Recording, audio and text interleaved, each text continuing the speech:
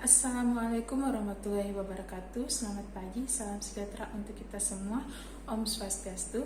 Perkenalkan, nama saya Nikomang Purnamisari, NIM 20.02361201076, kelas B Manajemen, semester 2, Fakultas Ekonomi, Program Studi Manajemen, Universitas Andi Jemah.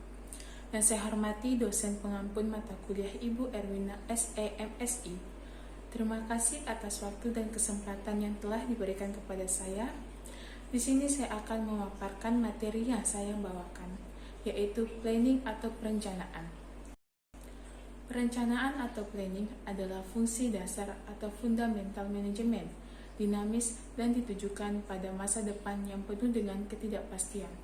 Karena adanya perubahan kondisi dan situasi, agar risiko yang ditanggung itu relatif kecil, hendaknya semua kegiatan, tindakan, dan kebijakan direncanakan terlebih dahulu. Perencanaan dan rencana sangat penting, karena tanpa perencanaan direncana berarti tidak ada tujuan yang ingin dicapai. Tanpa perencanaan direncana tidak ada pedoman pelaksanaan sehingga banyak pemborosan. Rencana adalah dasar pengendalian, karena tanpa ada rencana, pengendalian tidak dapat dilakukan. Tanpa perencanaan dan rencana berarti tidak ada keputusan dan proses manajemen pun tidak ada. Menurut K.R. Terry, perencanaan adalah memilih dan menghubungkan fakta dan membuat serta menggunakan asumsi-asumsi mengenai masa datang dengan jalan menggambarkan dan merumuskan kegiatan-kegiatan yang diperlukan untuk mencapai hasil yang diinginkan. Menurut Richard L. Duff, perencanaan adalah tindakan untuk menentukan tujuan organisasian dan apa yang dibutuhkan untuk mencapainya. Pertanyaan-pertanyaan pokok dalam perencanaan menggunakan 5W1H. Yang pertama, what, apa yang dicapai, tindakan apa yang harus dikerjakan untuk mencapai sasaran. Yang kedua, why, mengapa itu menjadi sasaran, mengapa ia harus dilakukan. Yang ketiga, where, di mana akan dilakukan atau tempat, di mana tempat setiap kegiatan harus dikerjakan dengan tersedia semua fasilitas yang diperlukan. 4, when, kapan rencana dikerjakan, penentuan waktu dimulainya rencana. Kelima, who, siapa yang melakukannya, siapa jadi pemilihan dan penempatan karyawan. Yang keenam yaitu how, bagaimana mengerjakannya, perlu diberikan penjelasan mengenai teknik-teknik pengerjaan. Manfaat perencanaan. Yang pertama, membantu manajer untuk menyelesaikan diri dengan perubahan-perubahan lingkungan organisasi yang terjadi. Yang kedua, yaitu memudahkan manajer untuk melakukan koordinasi dengan berbagai elemen dalam organisasi. Yang ketiga, membantu identifikasi permasalahan penting yang terjadi. Yang keempat, dapat menetapkan tujuan secara lebih khusus, terpencil, dan mudah untuk dipahami.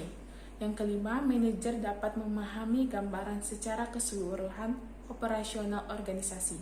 Yang keenam, meminimumkan kegiatan yang tidak pasti dan penghamburan sumber daya yang tidak diperlu. Kelemahan perencanaan. Yang pertama, kegiatan yang terangkum dalam perencanaan kemungkinan berlebihan yang mengakibatkan implementasinya akan mengalami stagnasi. Yang kedua, kadang-kadang kegiatan perencanaan memiliki kecenderungan untuk menunda kegiatan.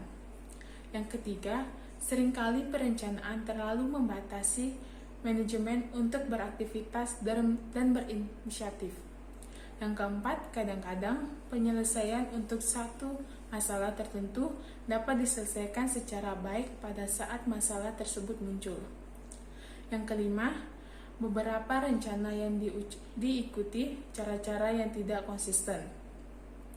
Jenis-jenis perencanaan. Yang pertama, perencanaan berdasarkan ruang lingkup. Rencana strategis, yaitu perencanaan yang di dalamnya terdapat uraian mengenai kebijakan jangka panjang dan waktu pelaksanaannya yang lama. Rencana taktis yaitu perencanaan yang di dalamnya terdapat uraian tentang kebijakan yang bersifat jangka pendek. Mudah disesuaikan aktivitasnya selama tujuannya masih sama. Rencana terintegrasi yaitu perencanaan yang di dalamnya terdapat penjelasan secara menyeluruh dan sifatnya terpadu. Yang kedua, perencanaan berdasarkan tingkatan. Rencana induk yaitu perencanaan yang fokus kepada kebijakan organisasi, di mana di dalamnya terdapat tujuan jangka panjang dan ruang lingkupnya luas. Rencana operasional yaitu perencanaan yang fokus kepada pedoman atau petunjuk pelaksanaan program-program organisasi. Dan rencana harian pendek yaitu perencanaan yang di dalamnya terdapat aktivitas harian yang bersifat rutin. Ketiga, perencanaan berdasarkan jangka waktu. Rencana jangka waktu yaitu perencanaan yang dibuat dan berlaku untuk jangka waktu 10-25 tahun. Rencana jangka menengah yaitu perencanaan yang dibuat dan berlaku untuk jangka waktu 5-7 tahun. Dan rencana jangka pendek yaitu perencanaan yang dibuat dan hanya berlaku selama kurang lebih 1 tahun. Tahap dasar perencanaan yaitu 1. Menetapkan tujuan agar serangkaian tujuan perencanaan dimulai dengan keputusan-keputusan tentang keinginan atau kebutuhan organisasi atau sekelompok kerja. Yang kedua, merumuskan keadaan saat ini. Pemahaman akan posisi perusahaan sekarang dari tujuan yang hendak dicapai atau sumber-sumber daya yang tersedia untuk pencapaian tujuan adalah sangat penting. Yang ketiga, mengidentifikasikan segala kemudahan dan hambatan. Segala kekuatan dan kelemahan serta kemudahan dan hambatan perlu diidentifikasikan untuk mengukur kemampuan organisasi dalam mencapai tujuan. Yang keempat, mengembangkan rencana atau serangkaian kegiatan untuk pencapaian tujuan. Tahap terakhir dalam proses perencanaan meliputi pengembangan berbagai alternatif kegiatan untuk pencapaian tujuan. Sekian pemaparan materi dari saya. Jika ada salah ucapan mohon dimaafkan. Saya ucapkan terima kasih. Selamat pagi. Om Santi Santi. Om.